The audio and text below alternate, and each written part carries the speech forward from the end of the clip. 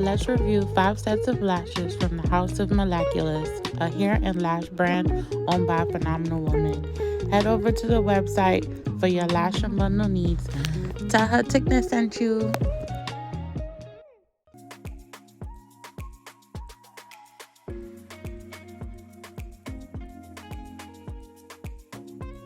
Alright guys, let's get into it. In this look, I'm wearing the Radiant set. This set is very wispy. It's about 25 milliliters. This is the type of lash that I use on an everyday basis.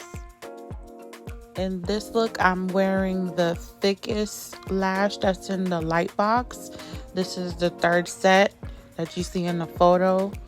I believe these are 18 milliliters, but this is the thickest set in the light box. Alright guys, in this one I'm wearing the second pair in the light box. This is the Gradient Small Wispy. These pair will be probably my second favorite because I love wispy lashes. This set is definitely the Lash Tech favorite set.